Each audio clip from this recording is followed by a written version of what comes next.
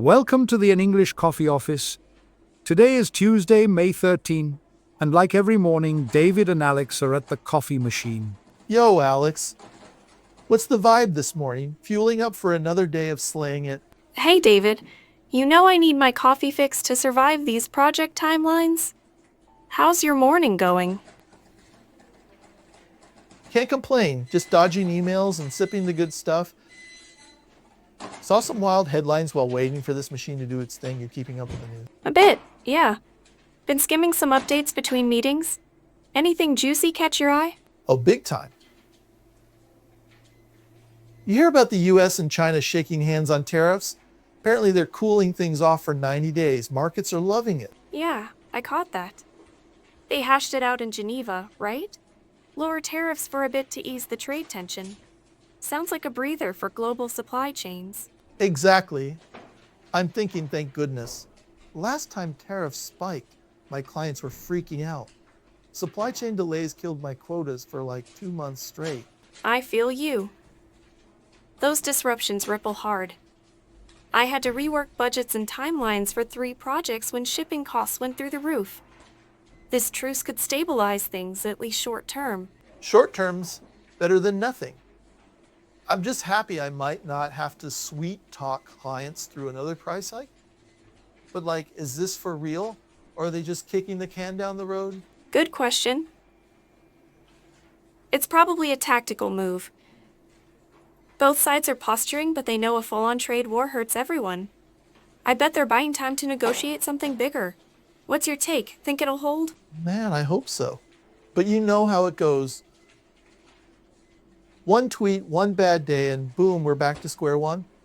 Just crossing my fingers my deals don't tank if it falls apart. Fair point. It's a high-stakes game. If it sticks, though, it could mean smoother operations for us. Fewer headaches on procurement. Maybe even better margins for you. Now you're speaking my language. Margins are my love song. Speaking of deals, you see how big companies are going all chameleon with their ads? Like dropping the American flag vibe to blend in overseas. Oh yeah, I read about that. US brands are localizing their campaigns to dodge anti-American sentiment. Smart move, especially with tariffs and politics stirring the pot. It's wild, right? I mean, I get it. Sales tank if people start boycotting your brand. But it's like, whoa, even the big dogs are pivoting hard. I saw some ad where a US company was all about local pride in Europe. Sneaky but clever. Totally. It's not just ads. It's a whole shift in branding strategy. Technology's making it easier too. AI can churn out hyper-localized content in seconds. But it makes you wonder, are we losing authenticity in the process? That's deep, Alex. I'm just thinking about my pitch deck. If I start selling to international clients, do I need to like swap my burger emojis for croissants or something? Huh, maybe. But seriously, it's fascinating how global markets are forcing this kind of agility. Companies have to adapt or get left behind. I'm curious, have you noticed clients asking for more tailored pitches lately? Oh, for sure. Everyone wants bespoke now. I had a client last week who wanted me to quote prices in their currency with local tax rules baked in. I was like, dude, I'm not an accountant. That's the new normal, though. Globalization's pushing us all to think locally, even in a digital world. It's a lot to juggle, but it keeps things interesting, right? Yeah, never a dull moment. Keeps me on my toes. Okay, switching gears. Have you noticed the office turning into a time machine lately? Like everyone's rocking retro vibes? Oh my gosh, yes. I saw Sarah with a scrunchie yesterday, and Tom was blasting a 90s playlist. What's with the nostalgia overload?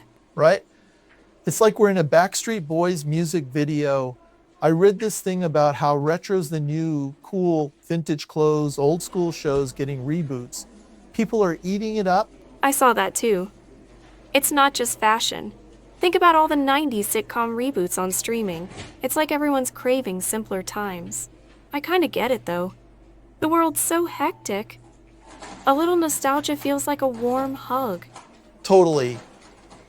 I caught myself digging out my old Game Boy last weekend. Felt like a kid again. But like, is it just me, or is this retro stuff making us old timers in the office look cooler than the Gen Z crew? Ha, maybe we've got the edge for once. But it's funny.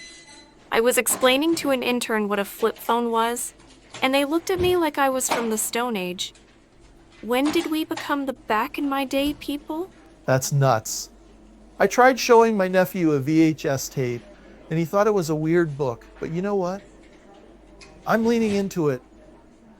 I'm thinking of rocking some cargo pants tomorrow, full 90s commitment. Okay, that I need to see. But you're right. It's refreshing to unplug a bit. I started journaling on paper again, and it's weirdly calming. No notifications, just me and my thoughts. Respect. I'm not that disciplined, but I did ditch my smartwatch for a classic one. Feels good to not have my wrist buzzing every 5 seconds. Maybe this retro trend's onto something. Maybe it's a reminder to slow down, you know? Balance all the tech and chaos with something grounded. Makes me wonder if we'll see more of this. Like, will offices start bringing back typewriters or fax machines? Oh, please no. I'd quit if I had to deal with a fax machine again. Those things were the worst. But yeah, it's cool how we're mixing old and new. Keeps life spicy. For sure. All right. My coffee's getting cold, and I've got a status meeting in 10. Gotta keep the project gods happy. Yeah, I've got a client call to prep for. Good catching up, though. Same time, same coffee machine tomorrow. You bet. Catch you later, David. Later, Alex. Time to get to work? Practice your English every day and you'll see how it just keeps getting better and better. See you tomorrow.